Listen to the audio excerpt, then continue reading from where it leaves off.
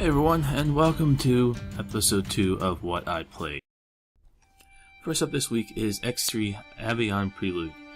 X is a series of games created for the PC by Egosoft. X3 is the newest release and one I've been getting into quite a bit lately. It was released on December 15th, 2011. The games are a sandbox player's wet dream. If you love space and having an open galaxy to play in, then this series is for you. You can be a space trader, or a combat soldier, or even a pirate, boarding and taking over ships. The game is vast. You can build space stations, control your ships by remote, and set up trade routes. The entire economy is supply and demand based. Basically, it's an offline EVE Online. And that's part of its turnoff for many. Its interface is like hitting a brick wall doing 90. There is so much to do and so many possibilities, and little of it is explained all that well. You will seriously need to watch a few videos on YouTube to even begin to play this game correctly. And all X games are like this from one extent to another. But is that a bad thing? The interface, being what it is a problem.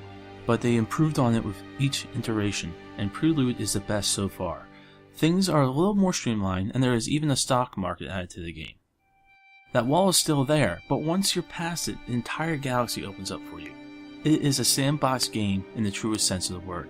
If you got the patience to see it through, you'll probably find yourself addicted and spending way too many hours in the game trying to get a better deal on something like energy cells. The games go on sale on Steam pretty regularly, so I'd wait for that. The next X game is X3 Rebirth, coming out this November.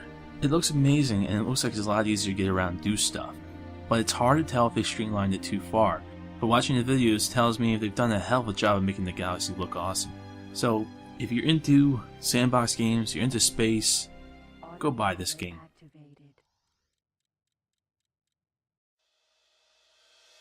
Next up is Grim Dawn. Grim Dawn is an action RPG from Crate Entertainment. It's still on release, but the alpha is available for those that supported the Kickstarter back in 2012. I was one of them. The game plays a lot like Titan's Quest. The reason is the game is built on the same engine, and by some of the same people who worked on Titan's Quest and the expansion. This isn't a bad thing. Titan's Quest was an amazing addition to the action RPG genre. I've spent about 6 hours in the game so far, and it's been a blast. Only the first act is available, and bearing a few bugs, the game has been a lot of fun. This is, in my opinion, what Diablo 3 should have been. In fact, I was so disappointed in what Diablo 3 became, that the money I was going to use to buy the game, I used to kickstart this game. And I couldn't be happier with my choice. If you're a fan of action RPGs, you owe it to yourself to keep Grim Dawn on your radar. They have a website up and the developers are super active in the forums. You can still buy into the alpha and beta on their site, so that's something to think about. Just keep in mind, alpha is alpha and beta is beta. This game is riddled with bugs, but they're fixing them very quickly. But the best part is the atmosphere in this game. This is what Diablo should look like. This is what Diablo should have played like. And I know Diablo 3 was going off and doing its own thing and whatever. If you like action RPGs, you need to play this game. It has been delayed though. It's not coming out in August like it was supposed to. And the reason why is because they're adding a lot more content. And so the release date is now when it's done. And I can live with that. I'm already really impressed by what they've done so far. I can't wait to see what the finished game looks like.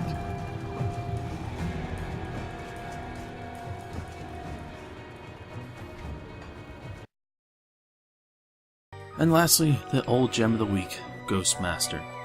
So, with autumn and Halloween almost upon us, I thought I'd showcase an older horror game. Ghostmaster was developed by Sick Puppies and released on Xbox, PlayStation 2, and PC in 2003. This is one of the few games that have you in the role of the haunter instead of the haunted. The gameplay is a mix of strategy and puzzles, with a bit of The Sims thrown in for good measure.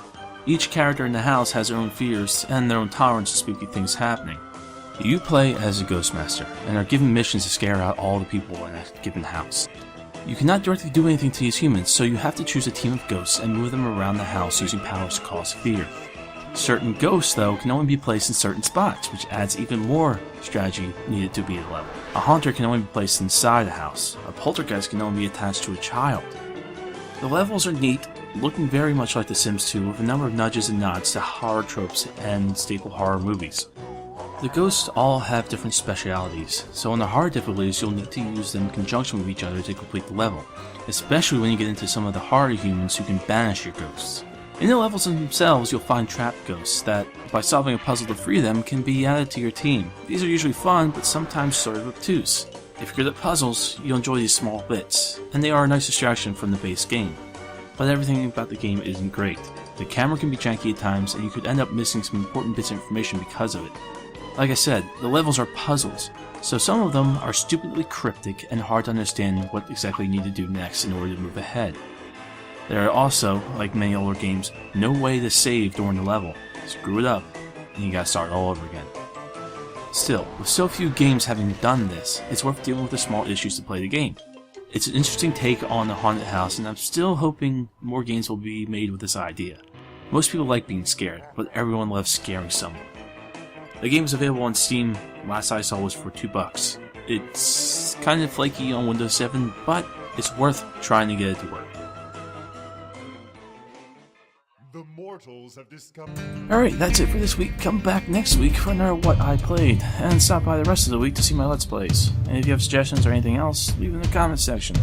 See ya.